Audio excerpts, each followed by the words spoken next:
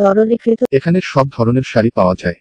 চোখ জুড়ানো ডিজাইনের সুতির শাড়ি, সিল্ক শাড়ি, জর্জেট শাড়ি, কাতান শাড়ি, শিফন শাড়ি পেতে চাইলে চলে আসুন আমাদের দোকান। প্রাকৃতিক গ্যাস এলএনজি আমদানিতে ভর্তুকি বাবদ সরকার গত 6 বছরে 26,215 কোটি টাকা ব্যয় করেছে। 2018 থেকে 19 থেকে 2023 থেকে 24 অর্থবছর পর্যন্ত এই ভর্তুকি দেওয়া হয় বলে জানিয়েছেন বিদ্যুৎ, জ্বালানি ও খনিজ সম্পদ প্রতিমন্ত্রী নসরুল হামিদ। সরকার এলএনজি আমদানিতে মনোযোগী হওয়ায় এই ভর্তুকি বলে জানা যায়।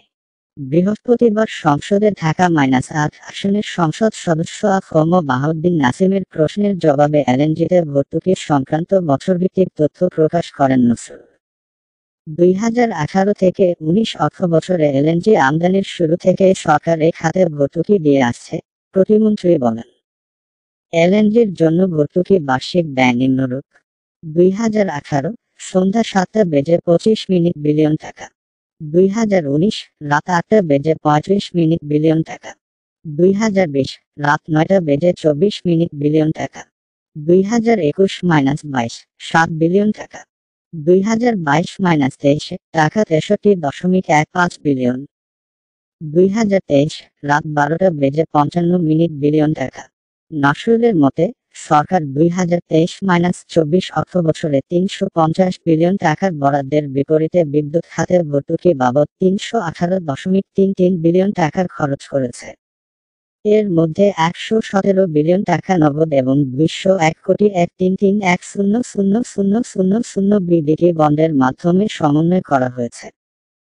গ্যাস খাতে চলতি অর্থবছরে 65 বিলিয়ন টাকা ভর্তুকি দরকার বলে প্রতিমন্ত্রী জানান। তিনি বলেন, বাংলাদেশ পেট্রোলিয়াম কর্পোরেশন বা বিটিসি 1999-2000 থেকে 2013-14 আর্থিক বছর পর্যন্ত ক্রমাগত লোকসানের সম্মুখীন হয়েছে। সে সময় জ্বালানি খাতে সরকারকে যথেষ্ট পরিমাণ ভর্তুকি দিতে হয়েছিল। যাই হোক, আন্তর্জাতিক বাজারে দাম কমে যাওয়ায় সরকারকে নভেম্বর 2014 থেকে 2022-23 অর্থবছর পর্যন্ত জ্বালানি তেলের জন্য কোনো ভর্তুকি দিতে হয়নি। তবে 2021-22 অর্থবছরে ইউক্রেন রাশিয়া যুদ্ধের কারণে সৃষ্ট বৈশ্বিক সংকটের কারণে যখন আন্তর্জাতিক বাজারে জ্বালানি তেলের দাম বেড়ে যায়, তখন বিটিসি 27 বিলিয়ন টাকার বেশি ক্ষতির সম্মুখীন হয়। যতক্ষণ না দেশে জ্বালানি তেলের দাম বর্তমানে আন্তর্জাতিক বাজারের সাথে সমন্বয় করে ডাইনামিক প্রাইসিং ফর্মুলায় সামঞ্জস্য করা হচ্ছে, ততক্ষণ এই খাতে কোনো ভর্তুকি দিতে হবে না। হবিগঞ্জ -1 আসনের সংসদ সদস্য আমাতুল কিবরিয়া কেয়া চৌধুরীর অপর এক প্রশ্নের জবাবে নসরুল বলেন, বাংলাদেশ বর্তমানে নবায়নযোগ্য উৎস থেকে 1312 মেগাওয়াট বিদ্যুৎ উৎপাদন করছে।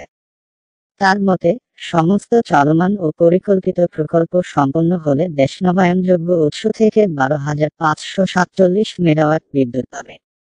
নবায়নযোগ্য উৎস থেকে এই পরিমাণ বিদ্যুৎ 2030 সালের মধ্যে জাতীয় গ্রিডে যুক্ত হবে বলে আশা করা হচ্ছে। তরলীকৃত প্রাকৃতিক